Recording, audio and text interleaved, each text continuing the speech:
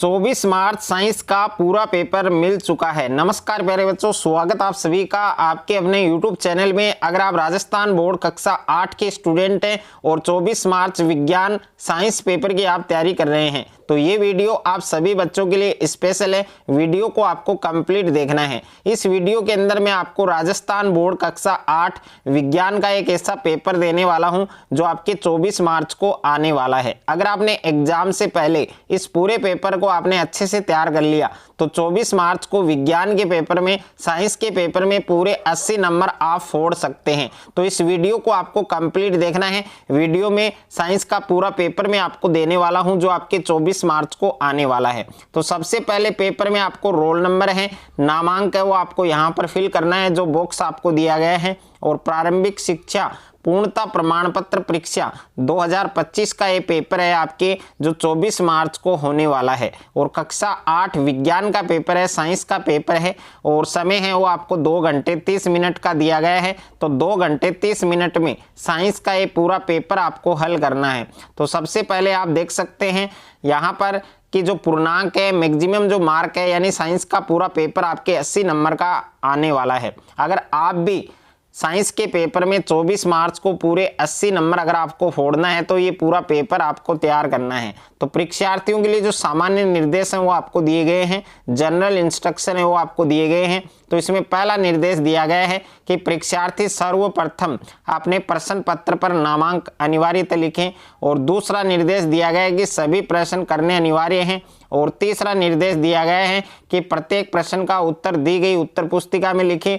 और 4 नंबर निर्देश है कि जिन प्रश्नों में आंतरिक खंड हैं उन सभी के उत्तर आपको एक साथ में लिखने हैं। तो साइंस का पूरा पेपर आपको इस वीडियो के अंदर मिलेगा। तो वीडियो को आपको कहीं पर भी स्किप नहीं करना है, वीडियो को आपको कंप्लीट देखना है। सबसे पहले आपको वस्तुनिष्ठ प्रश्न दिए गए हैं। प्रश्न संख्या 1 से 8 तक प्रत्येक प्रश्न है वो आपके 1 अंक का है।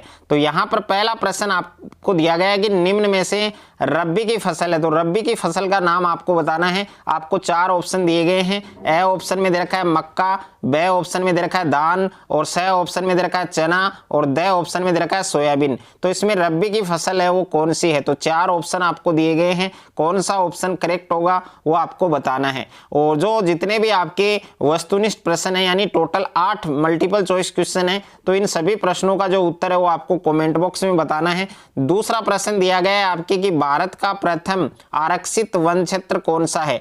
तो ए ऑप्शन में दे रखा है रणथंभौर राष्ट्रीय उद्यान और बे ऑप्शन में दे रखा है सतपुड़ा राष्ट्रीय उद्यान और स ऑप्शन में दिया गया है सरिस्का वन्य जीव अभ्यारण्य और द ऑप्शन में दिया गया है घना पक्षी विहार। तो इसमें भी 4 विकल्प आपको दिए गए हैं। कौन सा ऑप्शन आपका करेक्ट होगा, कौन सा विकल्प आपका सही होगा वो आपको लिखना है। अगर किसी भी क्वेश्चंस में आपको कोई डाउट है, उसका आंसर आपको नहीं आ रहा है तो आप कमेंट करके बता सकते हैं। तीसरा प्रश्न आपको दिया गया है कि खरपतवारनाशी का उदाहरण है। तो खरपतवारनाशी का उदाहरण आपको बताना है। तो ए ऑप्शन में दे रखा है यूरिया, बे ऑप्शन में है आपकी 2,4-D और स ऑप्शन में दे रखा है वर्मी कंपोस्ट और द ऑप्शन में दे रखा है NPK। उसके बाद में क्वेश्चन नंबर 4 है आपके कि अक्षय प्राकृतिक संसाधन का उदाहरण है। तो अक्षय प्राकृतिक संसाधन का एग्जाम्पल उदाहरण आपको बताना है। तो ए ऑप्शन में है वायु, बे ऑप्शन में है वन और स ऑप्शन में है कोयला और द ऑप्शन में दे रखा है आपको प्राकृतिक गैस। उसके बाद में अगला प्रश्न दे रखा है क्वेश्चन नंबर 5 है आपके कि कार्बन का लगभग शुद्ध रूप कौन सा है? तो ए ऑप्शन में है कोक, बे ऑप्शन में है कोलतार, स ऑप्शन में है बिटुमेन और द ऑप्शन में है आपके कोयला गैस। तो इसमें भी 4 ऑप्शन आपको दिए गए हैं। कौन सा ऑप्शन करेक्ट होगा, सही होगा वो आपको लिखना है। क्वेश्चन नंबर 6 है कि रेशम से रगड़ने पर कांच की छड़ द्वारा अर्जित आवेश कहलाता है। तो ए ऑप्शन है धनावेश, बे ऑप्शन है ऋणावेश और स ऑप्शन है उदासीन और द ऑप्शन है आपके उपरोक्त सभी। उसके बाद में क्वेश्चन नंबर 7 है आपके कि मानव नेत्र की पुतली का साइज किसके द्वारा नियंत्रित किया जाता है? तो ए ऑप्शन है कॉर्निया, बे ऑप्शन है रेटिना, स ऑप्शन है आपके परितारिका और द ऑप्शन है आपके लेंस। तो इसमें भी 4 ऑप्शन आपको दिए गए हैं।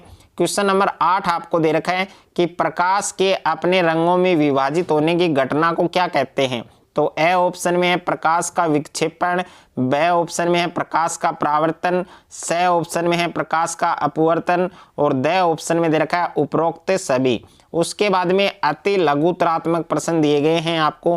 प्रश्न संख्या 9 से 12 तक के जो प्रश्न हैं वो आपके अति लघुतरात्मक हैं और प्रत्येक प्रश्न आपके 2 नंबर का है। तो यहाँ पर प्रश्न संख्या 9 है आपके कि प्रोटोजोआ द्वारा होने वाले 2 रोगों के नाम आपको लिखने हैं। और क्वेश्चन नंबर 10 है आपके कि उसमें मान को परिभाषित करते हुए इसका मात्रक लिखिए। तो उसमें मान है उसको आपको परिभाषित करना है और उसका यूनिट है, उसका जो मात्रक है वो आपको लिखना है। क्वेश्चन नंबर 11 है निषेचन किसे कहते हैं। तो इसमें निषेचन की जो परिभाषा है, जो फर्टिलाइजेशंस हैं उनकी डेफिनेशन आपको लिखनी है। क्वेश्चन नंबर 12 है आवर्ती को परिभाषित कीजिए और आवर्ती का जो मात्रक है वो अभी आपको लिखना है। तो आवर्ती का मात्रक क्या होता है, इसका आंसर आपको कमेंट बॉक्स में बताना है। उसके बाद में लघुतरात्मक प्रश्न है आपके। प्रश्न संख्या 13 से 22 तक के सभी प्रश्न आपके लघुत्तरीय प्रश्न है और प्रत्येक प्रश्न आपके 4 नंबर का है। तो प्रश्न संख्या 13 में आपको स्तंभ ए का स्तंभ ब से आपको मिलान करना है, यानी सुमेलित आपको करना है। और उसके बाद में क्वेश्चन नंबर 14 दे रखा है आपके कि मोमबत्ती की ज्वाला का नामांकित चित्र आपको बनाना है और ईंधन के उसमें मान को किस मात्रक के द्वारा प्रदर्शित किया जाता है ये भी आपको लिखना है। उसके बाद में क्वेश्चन नंबर 15 आपको दे रखा है।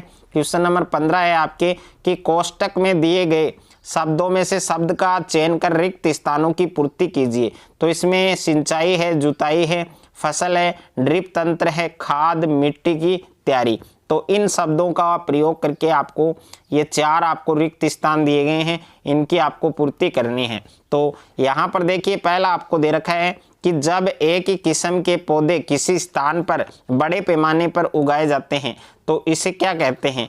तो यहाँ पर जो आपको शब्द दिए गए हैं इन शब्दों का प्रयोग करके आपको ये रिक्त स्थान फिल करने हैं। उसके बाद में देखिए प्रश्न संख्या 16 आपको दे रखा है निम्नलिखित प्रश्नों के उत्तर एक शब्द में आपको लिखने हैं। तो इसमें पहला प्रश्न है कि गले के सामने की ओर सुस्पष्ट उभरे भाग के रूप में दिखाई देता है तो उसे हम क्या कहते हैं। दूसरा प्रश्न है यौवनारंभ के साथ वृषण किस हार्मोन का स्त्रण है वो प्रारंभ कर देता है। और तीसरा प्रश्न है कि थायराइड ग्रंथि से स्त्रावित हार्मोन थायरोक्सिन की कमी से कौन सा रोग होता है। और 4 नंबर प्रश्न है कि मेंढक के लार्वा से वयस्क बनने का जो परिवर्तन है वो क्या कहलाता है, वो आपको बताना है। उसके बाद में प्रश्न संख्या 17 आपको दे रखा है निम्नलिखित कथनों के सामने सत्य और असत्य आपको लिखने हैं कि कौन सा कथन सत्य है, कौन सा असत्य है। तो इसमें पहला प्रश्न है कि किसी वस्तु पर लगने वाले धक्के, अभिकर्षण या खिंचाव, आकर्षण को बल कहते हैं। और दूसरा प्रश्न है कि 2 वस्तुओं के बीच अन्योन्य क्रिया के कारण उनके बीच बल लगता है तो ये सत्य होगा या असत्य होगा।